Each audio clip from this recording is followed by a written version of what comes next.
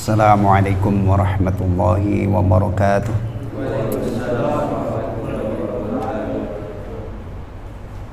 Bismillahirrahmanirrahim. Alhamdulillahi rabbil alamin. Wabihi nasta'inu ala umurid dunya waddin.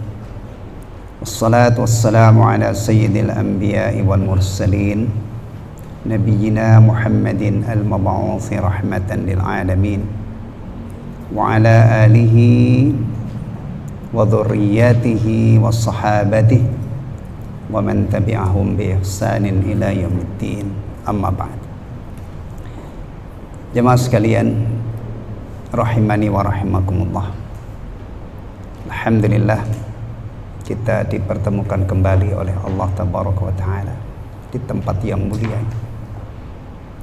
setelah kita menunaikan kewajiban besar di waktu maghrib dan ibadah-ibadah tambahan yang lain. Ada tadi yang masuk awal mungkin tahiyat masjid atau qabliyah maghrib, kemudian sholat maghrib berjamaah, zikir ba'da shalah, dan ba'diyatul maghrib. Dan insyaallah sampai waktu isya tiba kita akan memanfaatkan pertemuan yang sangat istimewa ini untuk melanjutkan menelaah tafsir juz ammah. Insyaallah malam ini kita akan sempurnakan dengan kesimpulan surah Al-Buruj. Al-Buruj apa? Al-Insyiqaq ya. Idza as-sama'un syaqqat. Ya. Nanti kita ulas ayat yang terakhir dan insyaallah lanjut dengan kesimpulannya. Ikhwatal iman rahimani wa rahimakumullah. Ketika masjid berpadu dengan Al-Quran, ini sering saya sampaikan di mana-mana, karena saya menginginkan melihat masjid-masjid itu marak dengan kajian-kajian, terutama kajian tafsir atau kajian tematik, mungkin fikih, akidah, akhlak gitu ya, supaya apa yang diwariskan oleh Rasulullah Muhammad SAW diperhatikan oleh kaum muslimin.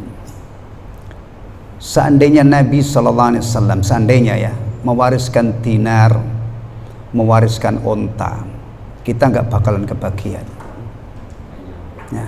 Pertama ya, kita bukan ahli waris Nabi, dan memang Nabi itu tidak mewariskan harta ya, tapi seandainya ya, bahkan seandainya bertonton pun kita juga nggak kebagian karena jarak kita ini terlalu jauh. Tapi ketika yang diwariskan oleh Nabi Sallallahu Alaihi Wasallam itu adalah ilmu syar'i, sumbernya adalah Al-Quran. Al-Quran itu tidak hanya diturunkan oleh Allah, tapi dijaga oleh Allah, ya kan? Demikian juga sunnah Nabi Sallallahu Alaihi Wasallam.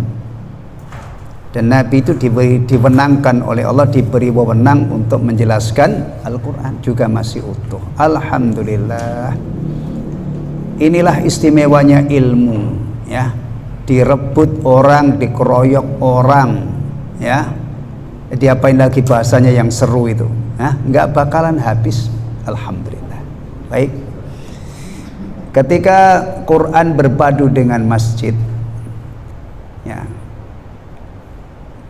kemudian ada orang-orang yang berkumpul di dalamnya mempelajarinya, maka kita berharap dimanapun majelis ini diadakan, masjidnya dimanapun ya, mudah-mudahan menjadi majelis yang dikhabarkan oleh Rasulullah dengan segudang keistimewaan yang luar biasa ya, akan turun sakinah, ketenangan. Dan diantara makna sakinah itu adalah kemantapan iman, makin mantap ya, insyaallah.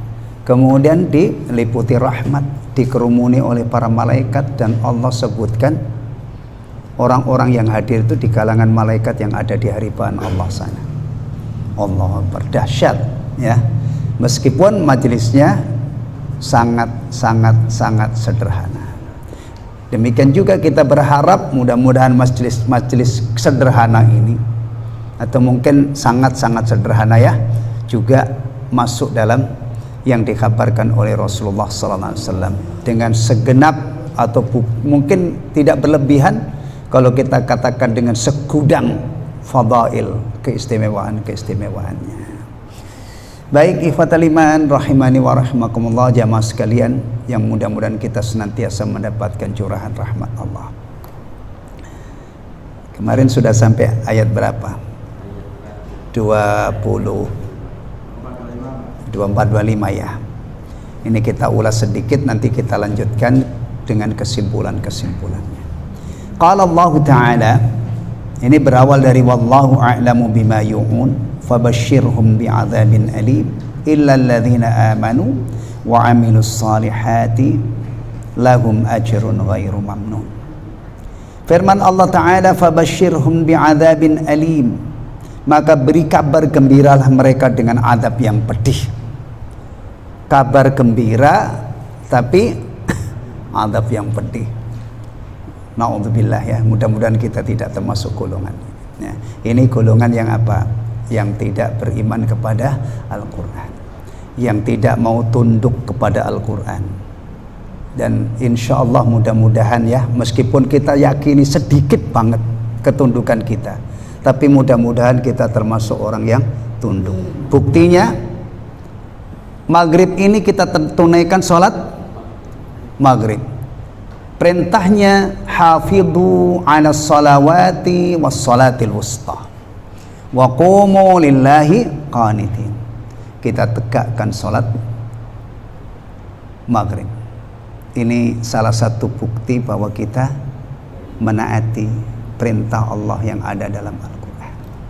Dan tentunya kita ini bukan hanya sholat saja, kita juga beriman kepada Allah, beriman kepada malaikat-malaikatnya, kitab-kitabnya. Ini juga berarti ketaatan kita kepada Al-Quran. Baik, kita percaya surga dan neraka, itu juga banyak ayat-ayat yang mengkabarkan surga dan neraka dalam Al-Quranul Karim. Baik, dan rantetan peristiwa termasuk kita yakin akan adanya hari kiamat. Alhamdulillah, ini hidayah jemaah sekalian ya, mahal banget ya, mahal banget hidayah itu nilainya. Taib. Disebut dengan kabar gembira karena akan memberikan pengaruh pada orang yang diberi kabar tersebut, baik pengaruh kegembiraan atau kesedihan ya. Tapi ini kalau direnung-renungkan ya, ini unik. Berilah kabar gembira, tapi bentuknya itu adalah ancaman yang sangat mengerikan, azab yang pedih. Ini kalau hinggap di hati orang-orang beriman, tentu faedahnya besar. Yang paling klop itu adalah sampaikan kabar gembira bahwa mereka kelak akan menjadi penghuni surga. Masya Allah, itu luar biasa itu ya. Tayyib. Demikianlah keadaan kebanyakan manusia, mereka suka mendustakan Al-Quran dan tidak mau mengimaninya ya. Jadi dunia ini ikhwatal iman ya, isinya itu ada mukmin, ada kafir. Itu sudah sunnatullah. Gak mungkin dunia ini seluruhnya isinya orang-orang beriman ya. Baik, Al-Quran itu membelah orang menjadi mukmin dan kafir. Ini kadang-kadang kita itu kurang menghayati di titik ini. Mungkin gak orang yang tidak beriman bahwa Al-Quran itu kitabullah, yang kalau diteruskan, yang diwahyukan kepada Rasulullah itu sudah jelas ya. Tapi seandainya kita ini sudah paham, mungkinkah orang yang tidak beriman bahwa Al-Quran itu kalamullah, kitabullah, disebut mukmin? Begini ini ilmu dasar yang kadang-kadang kita itu sudah tidak memperhatikan lagi. Ingat, ilmu tentang arkanul iman itu istimewa banget. Ilmu tentang arkanul Islam juga istimewa banget. Kenapa istimewa? Jibril alaihissalam yang aslinya itu makhlukun ghaibiyun, makhluk ghaib, Allah kehendaki menjelma, melakukan penampakan dalam sosok seorang laki-laki yang penampilannya sangat luar biasa. Bajunya putih bersih, rambutnya hitam pekat. Setelah ketemu Rasulullah, duduk di hadapan Rasulullah dengan ini juga bagian dari iman kepada yang gaib kan? Ya, malaikat itu bisa menjelma atas kehendak Allah dalam bentuk manusia. Setelah sampai di haribaan Rasulullah SAW, memohon kepada Rasulullah agar menjelaskan tentang Islam. Akhbirni anil Islam. Lalu Rasulullah jawab, Rasulullah penuhi permintaan Jibril alaihissalam ini. Al-Islamu anta syahada an la ilaha illallah wa anna Muhammadan abduhu wa rasuluhu wa tuqimus salah, dan seterusnya. Wa tuqimas salah wa tu'tiyaz zakat wa tasuma ramadan wa tuhajjal baitan. Hebatnya lagi, ya, jawaban Rasulullah SAW ini dipertegas oleh Jibril alaihissalam, dinilai sodakta, Anda benar. Ya, waktu itu sahabat yang hadir di majelis Rasulullah terheran-heran, ini sopo ini orang ini, kan gitu kan? Udah misterius, gak ada yang kenal. Kemudian minta dijelaskan tentang Islam. Setelah dijelaskan, memberikan penilaian sodakta, Anda benar, ya kan? Kemudian lanjut pertanyaannya tentang permintaannya tentang iman, agar Rasulullah menjelaskan tentang iman. Akhbirni anil iman, ya. Ini ikhwatal iman, ya. Kemudian Rasulullah SAW bersabda, ya, memenuhi permohonan Jibril alaihissalam. Al-imanu an tu'mina billahi wa malaikatihi wa kutubihi wa rusulihi wal yaumil akhiri wa tu'mina bil qadari khairi wa syarri. Ya. Iman kepada Allah, malaikat-malaikatnya, kitab-kitabnya, rasul-rasulnya, hari akhir, dan beriman kepada takdir yang baik maupun yang buruk. Fokus di al-imanu bil kutub, beriman kepada kitab-kitab Allah. Inilah hebatnya orang Islam, ya. Kalau berbicara tentang kitab-kitab Allah, semua kitab Allah yang sudah dijelaskan, dikhabarkan oleh Allah, dan itu kita temukan dalam Al-Quranul Karim, ya, bahwa itu diturunkan kepada Rasulnya, wajib kita imani. Kita beriman dulu Allah menurunkan Taurat kepada Musa alaihissalam, berlaku di masa itu. Allah menurunkan Zabur kepada Dawud alaihissalam, berlaku di masanya. Allah menurunkan Injil kepada Isa alaihissalam, berlaku di masanya. Kemudian terakhir Allah turunkan Al-Quranul Karim, berlaku sejak Rasulullah SAW sampai nanti hari kiamat.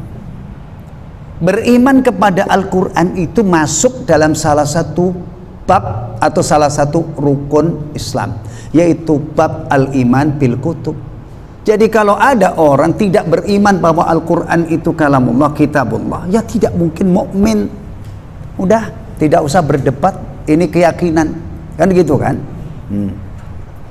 Ya, bahkan Quran itu adalah kitab yang paling agung. Rukun, jemaah sekalian fahami, ya, rukun itu sesuatu yang pokok banget. Sebagai pembanding, ya, pembanding. Ada orang wudhu tapi tidak membasuh muka, sah nggak wudhunya? Sah nggak? Ya nggak mungkin sah. Tapi kalau ada orang wudhu mungkin tidak berkumur-kumur, sebagian ulama mengatakan apa? Sah, karena itu termasuk cuman sunnahnya wudhu. Kecuali ulama yang berfaham bahwa ini mulut ini bagian dari wajah, ada yang mengatakan wajib. Itu urusan fikih, biasalah begitu tuh. Para ulama berbeda pendapat. Kita ambil yang pokok-pokok, ya kan? Karena yang diperintahkan oleh Allah dalam ayat wudhu itu adalah pertama, idza qumtum ila sholati faghsilu wujuhakum wa aydiyakum ilal marafiqi. Contoh lagi supaya bisa difahami ini, ya. Kita bikin contoh yang banyak. Ada orang sholat, bukan sholat jenazah, ya, sholat. Kemudian dia tidak ruku, sengaja, mulai dari berdiri, selesai baca surat, bablas langsung sujud, tidak ada ruku, tidak ada i'tidal, langsung. Sengaja, sah apa enggak? Ya enggak mungkin sah. Orang yang paham tentang fikih, tentang rukun-rukun sholat, pasti mengatakan secepat kilat enggak mungkin sah, Pak. Kenapa? Ruku itu adalah rukun sholat. Itu gambaran. Nah, balik ke sini. Tadi yang diancam, sampaikan kabar gembira kepada mereka, ya. Mereka akan mendapatkan adab yang pedih. Itu adalah orang-orang yang tidak beriman, ya, yang mendustakan Al-Quran, ya. Tidak percaya Al-Quran itu kitabullah. Bayangin kalau sudah tidak percaya Al-Quran itu kitabullah, berarti isinya semuanya juga ya nggak dibenarkan, kecuali yang mungkin secara kasat mata cocok dengan dia, ya kan? Masya Allah. Baik. Jadi orang hari ini yang tidak beriman bahwa Al-Quran itu kitabullah, juga tidak beriman bahwa Muhammad itu utusan Allah. Karena kita kalau bicara Al-Quran tidak mungkin dipisahkan dengan Rasulullah Muhammad SAW. Karena kepada siapa Al-Quran itu diturunkan? Kepada Rasulullah Muhammad SAW.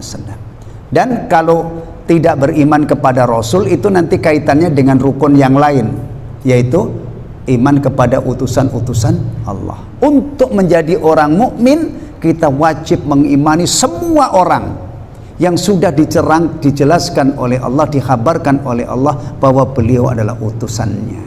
Sehingga kita tidak pilih-pilih dalam masalah mengimani, ya. Semua Rasul yang disebutkan oleh Allah kita imani, ya, bahwa beliau adalah utusan Allah alaihi wassalatu wassalam.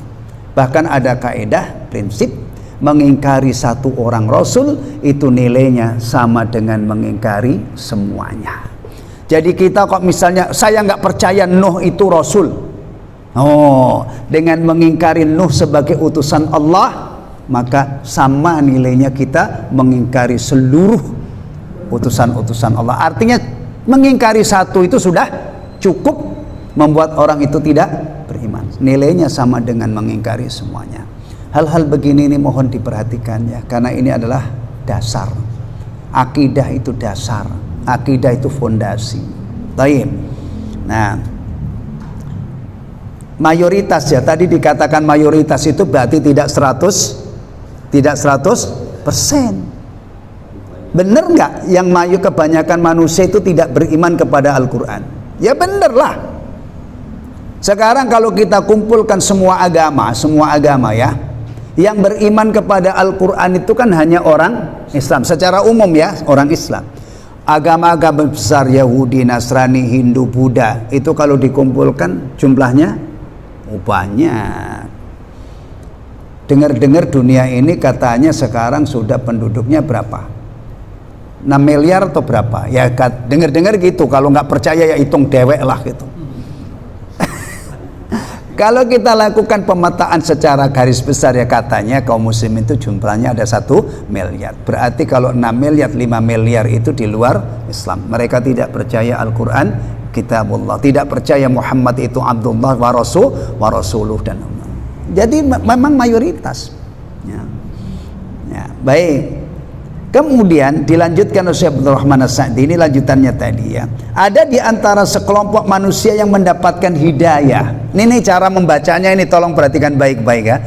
Ada sekelompok manusia, segolongan manusia yang mendapatkan hidayah dari Allah, sehingga dia beriman kepadanya dan menerima apa yang dibawa oleh para rasul. Alhamdulillah, kita termasuk orang yang mendapatkan hidayah ini, ya. Duit memang mungkin kita tidak banyak, istana tidak punya, mobil mewah juga tidak punya, duit untuk 7 turunan tidak punya, tapi alhamdulillah kita dapat hidayah iman, dapat hidayah Islam. Siapa saja yang Allah kehendaki mendapatkan hidayah, tidak ada yang bisa menyesatkannya. Sebaliknya, siapapun yang Allah sesatkan, tidak ada yang bisa memberi hidayah kepadanya. Mereka beriman dan melaksanakan amal soleh. Mereka itulah sebagaimana yang difirmankan oleh Allah, lahum ajrun ghairu mamnun. Bagi mereka pahala yang tidak putus-putusnya. Ya, hati-hati, ya, membaca ayat seperti ini. Berawal tadi alhamdulillah kita ini dapat iman, dapat tahu hidayah iman, ya kan? Tapi jangan kepedean. Oh, saya pasti nanti menjadi penghuni surga. Oh, antum kepedean itu, ya. Untuk urusan surga tidak begitu, saudara-saudaraku sekalian. Mengharap kepada Allah, jangan memastikan, ya. Semoga saya, karena akhir perjalanan seseorang itu yang menjadi penentu. Hari ini kita dapat hidayah iman, mudah-mudahan sampai mati. Nah kita itu kan tidak tahu apa yang akan terjadi, meskipun kita sangat tidak menginginkan su'ul khatimah, tapi kemungkinan itu ada. Makanya kita harus waspada, ya. Waspada itulah salah satu sebab insya Allah kita husnul khatimah. Karena kalau kita lengah, kelengahan itu kadang-kadang secepat kilat membuat kita keluar dari agama yang hak ini, ya. Jadi setelah kita beriman, setelah kita Islam, setelah kita mati-matian amal soleh itu harus mati-matian loh, maksudnya bermujahadah bahasa ilmiahnya itu, ya. Karena ketika kita beramal soleh itu kita harus perang dulu, perang melawan hawa nafsu, perang melawan setan yang bisik-bisik. Tidak pernah. Antum pernah di WA setan nggak? Setan jin? Nggak ada nomornya, kita nggak kenal, ya kan? Tapi terasa banget. Yang paling terasa itu kalau misalnya tiba waktu sholat, nanti ada bisikan entar. Itu pasti. Kita perang dulu, perang melawan hawa nafsu kita, perang. Nah semua itu yang sudah kita stop, kita berharap semoga iman saya, Islam saya, amal soleh saya, semoga saya istiqomah sampai akhir umur saya, dan mudah-mudahan itu menjadi penyebab saya dirahmati oleh Allah, diridhoi oleh Allah, diampuni oleh Allah, dapat anugerah masuk surga. Dah itu. Nah, ini kadang-kadang ada orang itu kepedean gitu. Bahkan kadang-kadang ada orang itu gampang banget mengiming-imingi surga. Ikut saya, ikut jamaah saya, nanti kamu dijamin masuk surga. Astagfirullah. Tolong ya, ini kadang-kadang ada canda yang tidak lucu. Canda yang tidak lucu. Ya. Ada orang mengatakan, nanti kalau kamu ditanya oleh malaikat kubur, bilang aja, malaikat penanya, bilang saja kamu itu pengikutnya Mbah Fulan. Astagfirullahaladzim. Umat diajari begini, ya Allah. Ya. Pertanyaannya itu siapa nabi, apa agamamu, siapa Tuhanmu, apa agamamu, siapa nabimu. Itu nggak mungkin ada orang selamat hanya mengatakan saya ini pengikutnya, udah nggak usah banyak tanya kamu, nggak mungkin lah. Kadang-kadang candanya itu nggak lumrah gitu loh. Urusan begini kok dibuat canda. Mestinya itu urusan begini umat Islam itu yang hadir bikin nangis semua. Ingat mati, ingat alam kubur, ingat ada fitnah kubur. Siapkan baik-baik jawabannya dari sekarang. Kalian pulang, nah, rajin ibadah, kurangi maksiatnya, bahkan kalau bisa tinggalkan sama sekali maksiat. Itu mestinya. Kadang-kadang urusan begini masih dibuat canda. Iya, karena mungkin ini juga kita ini orang-orang yang menyampaikan agama itu juga banyak kelewat, banyak bercanda. Biarin gue masuk neraka, kumpul dengan orang cantik-cantik, astagfirullah. Gila ini orang ini. Urusan neraka masih bercanda begitu. Sementara orang-orang soleh itu kalau baca ayat neraka saja itu sudah nangis. Bahkan ada yang sampai pingsan.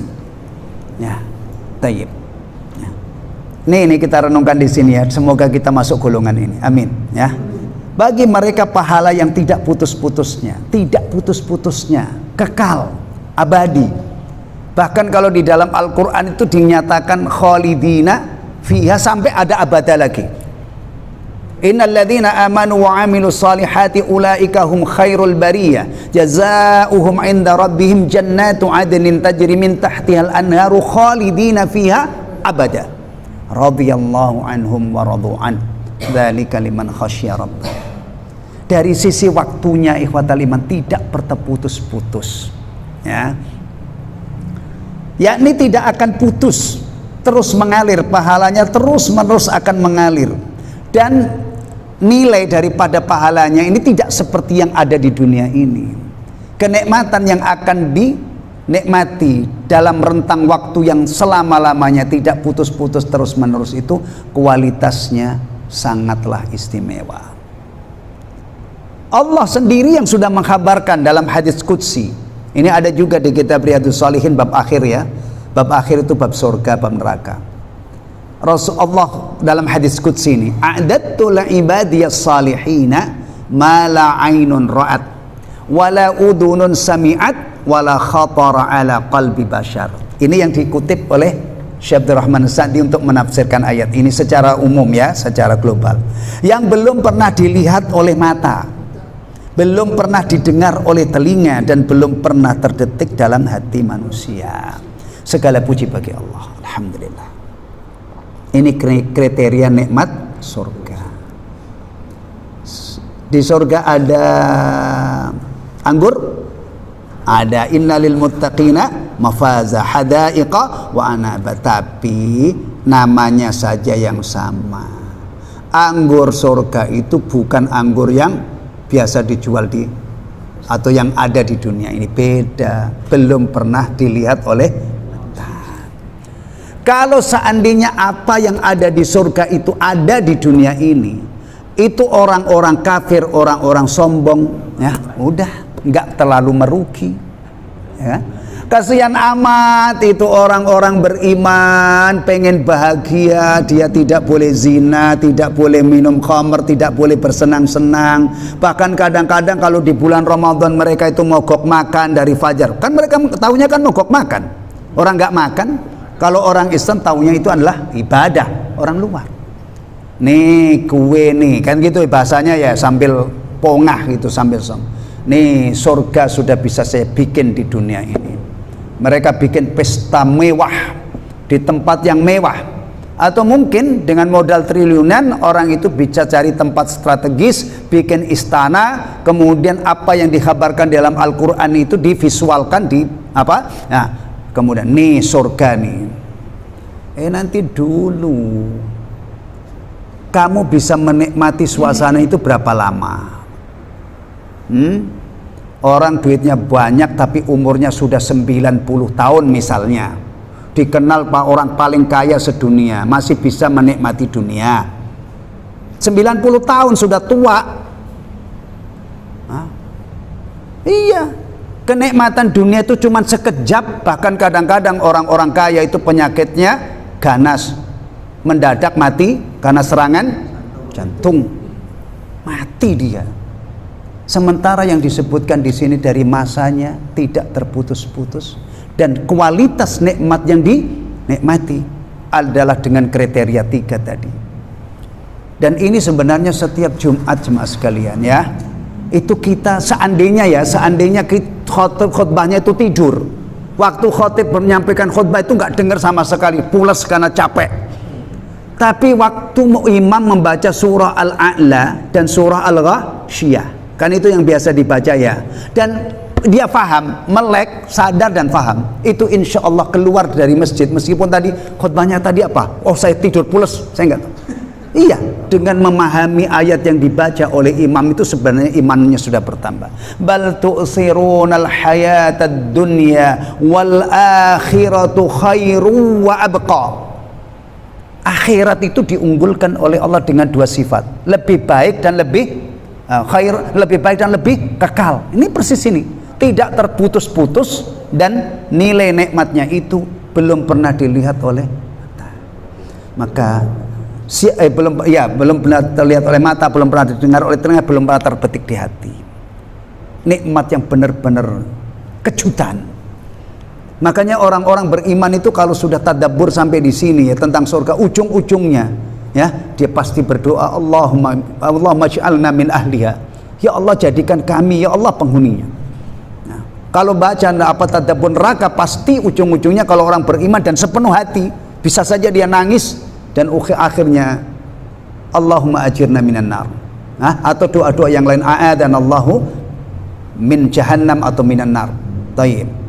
Baik, ini ikhwatal iman ya. Maka siapapun orangnya ya, kalau sudah sampai akhiratnya nanti termasuk orang-orang ini, pasti dia beruntung. Apalagi kalau orang itu di dunianya enak ya. Apalagi kayak Nabi Sulaiman itu, Masya Allah, udah penguasa hebat, raja hebat ya kan, Nabi lagi, di akhiratnya pasti surga. Itu luar biasa ya kan. Ya, atau sahabat Nabi yang sudah jelas-jelas dijamin masuk surga, di dunianya kaya tapi tidak larut, tidak lupa daratan dengan kekayaannya ya, dikelola dengan baik. Utsman bin Affan radhiyallahu an, Abdurrahman bin Auf radhiyallahu an. Orang kaya tadi masuk dalam jajaran orang yang dijamin masuk surga. Hari ini ada orang kaya Baghdad ditangkepin KPK, dikasih ini oren. Iya. Belum lagi nanti kalau dia tidak bertobat itu hisabnya di akhirat ya, kita pasti sudah tahulah. Nah, termasuk diri kita juga siap-siap nanti juga dihisab, bukan hanya dia aja, tapi dia, semua orang nanti kan akan menghadap Allah. Ya Allah, orang kaya raya tapi di dunianya karena ketidaksabaran akhirnya masuk penjara. Ya, kasih jaket oren, kemudian diperlihatkan ke banyak orang. Cuman anehnya kok banyak yang senyum-senyum ya. Nah, iya. Katanya ada lelucon itu, ada lelucon. Kok Bapak korupsi sih? Korupsi itu enak loh. Ya. Saya korupsi 100 miliar dihukum cuman sekian, ini saya masih untung banyak katanya. Ya, sekedar bumbu aja ya, udah jangan terlalu di ini. Nanti antum tambah stres ngurusin itu, sudah ada yang ngurusin ya. Baik. Ini ikhwatal iman rahimani wa rahimakumullah ya. Sebagai penutup uraian ini, saya ingat ada satu hadis yang dikutip oleh Imam An-Nawawi rahimahullah dalam bab zuhud. Nanti pada hari kiamat didatangkan orang yang paling nikmat hidupnya di dunia ini, paling nikmat ya, tapi min ahlin nar, menjadi penghuni neraka. Baru diceburkan sesaat, baru tersengatlah bahasanya dengan azab neraka. Allah tanyai, Allah maha tahu tentunya, tapi supaya kita tahu, maka Allah tanya orang ini, ya Bani Adam, wahai Bani Adam, pernahkah kamu merasakan satu kebaikan dalam hidupmu? Pernahkah kamu merasakan satu kenikmatan saja dalam hidupmu? Padahal orang yang paling nikmat. Apa jawabnya? La wallahi ya Rabbi. Masya Allah. Tidak, demi Allah wahai Rabbku. Jadi kenikmatan yang dulu dia rasakan di dunia, padahal ini orang yang paling nikmat di dunia, itu baru tersengat satu sengatan saja, sebentar, sekejap dia sudah lupa. Yang dia rasakan ada pedihnya azab neraka. Didatangkan orang yang paling sengsara hidupnya, tapi dia min ahlil jannah. Gak tahu orang yang paling sengsara itu siapa. Kalau antum mujuk jari, Pak, mungkin saya Pak orang yang paling sengsara, astagfirullahaladzim. Antum masih hidup seenak ini masih merasa sengsara. Nah, saya nggak punya apa-apa Pak, misal. Tapi kan antum hidup, tidak ada yang ganggu. Mungkin ya mungkin ini sekedar, tapi Rasulullah tidak menunjuk orangnya. Cuman Rasulullah pernah menghabarkan ketika seorang sahabat Khabbab bin Al-Arat itu mengadu kepada Rasulullah, ya Rasulullah, kenapa Anda tidak berdoa kepada Allah untuk kami? Kenapa Anda tidak memohon pertolongan kepada Allah untuk kami? Khabbab ini salah satu sahabat yang disiksa oleh orang musyrik. Rasulullah katakan apa? Ketahuilah bahwa orang sebelum kamu itu, seorang sebelum kamu, sebelum umat Rasulullah Muhammad SAW, ada orang beriman ditangkap oleh orang kafir. Kemudian diapain? Digalikan lubang, kemudian dia ditanam di lubang itu, kemudian digergaji di tengah kepalanya itu, belahan kepala terbelah jadi dua, enggak bergeming imannya, enggak goyah imannya. Apakah ini mungkin yang nanti disebutkan oleh Rasulullah orang yang paling sesat? Wallahu ta'ala alam. Tidak ada kepastian. Yang jelas kriterianya orang yang paling menderita. Disisir dengan sisir besi. Antum punya sisir? Tergantung. Kalau orang yang peduli penampilan, sisir itu biasanya nggak lepas dari dia, ya kan? Bahkan biasanya itu zaman dulu jabdul itu, kalau generasi sekarang kayaknya nggak ada deh yang ngantongin sisir di kalau sekarang ada itu mungkin diledek-ledek temennya, ya kamu jadul banget kan gitu Ya, zaman berapa? Zaman kapan itu Pak Yadi? Zaman kita muda Pak Yadi ya. Masya Allah. Sisir itu untuk merapikan rambut, biasanya habis wudhu itu kan. Kalau yang wudhunya itu mengusap kepala seluruhnya dari depan dibalikkan ke belakang, balikan kan acak-acakan ya, disisir lagi. Sisir itu biasanya ya untuk merapikan rambut. Tapi ini kata Rasulullah disisir pakai sisir besi karena memang tujuannya untuk menyiksa. Cep, gini ditarik sampai membuat terkelupas kulit pisah dengan tengkoraknya. Nggak tahu apakah orang ini yang dimaksudkan oleh Rasulullah. Yang jelas sekali lagi kriterianya apa tadi? Orang yang paling sengsara. Tapi min ahlil jannah, baru masuk surga sesaat. Allah tanya, ya Bani Adam, pernah nggak kamu merasakan penderitaan saja sekali aja dalam hidupmu? Pernah nggak kamu merasakan kesusahan, syiddah, kesusahan sekali aja dalam hidupmu? Padahal ini orang yang paling menderita. Ternyata nikmatnya surga itu membuat dia lupa waktu dulu pernah menjadi orang paling menderita. La wallahi ya Rabbi, tidak, demi Allah wahai Rabbku, aku tidak pernah merasakan satu kali pun penderitaan, satu kali pun kesusahan atau kesedihan. Ini gambarannya ya. Maka sekali lagi kita punya prinsip, faman zuhziha anin nari wa udkhilal jannah faqad faz. Ya, barang siapa yang dijauhkan dari neraka dan dimasukkan ke dalam surga, seperti yang difirmankan dalam ayat ini, maka orang ini faqad faz ya. Dan akhir ayat ini mengingatkan kita, wa mal hayatud dunya illa mata'ul ghurur, dan kehidupan dunia itu tidak lain adalah kesenangan yang menipu. Maka sebagian besar orang itu tidak sabar, dia puas-puasin nafsunya untuk dunia ini, bahkan sampai ada yang tidak percaya adanya hari kebangkitan. Kalau tidak percaya hari kebangkitan, otomatis juga tidak percaya dengan adanya surga dan neraka. Ya, mudah-mudahan hasil dari telaah kitab tafsir Juz Amma ini ya, mudah-mudahan kita selalu ingat akhirat. Ya gitu ya. Nah, kemudian kita menggantungkan cita-cita, nggak recehan. Mudah-mudahan saya dimasukkan oleh Allah ke dalam surga. Apa yang kita lakukan? Istiqomah mengamalkan amalan-amalan yang mendekatkan ke surga. Tapi lagi-lagi ya, jangan kepedean, jangan ujub kalau itu sudah kita lakukan. Kita berharap sambil jangan lupa memperbanyak istighfar dan taubat. Mudah-mudahan hasil akhirnya adalah kita bahagia dunia, barzah dan akhirat. Amin amin ya rabbal alamin. Alhamdulillah selesai tafsirnya ya. Tadi saya rencanakan mau bacain kesimpulannya, tapi ternyata waktunya sudah habis. Jadi tunggu nanti pertemuan berikutnya Anda bacakan kesimpulan surah Al-Insyiqaq ya. Baru nanti kita lanjut surah Al-Buruj ya. Subhanakallahumma wa bihamdika asyhadu an la ilaha illa anta astaghfiruka wa atubu ilaik. Assalamualaikum warahmatullahi wabarakatuh.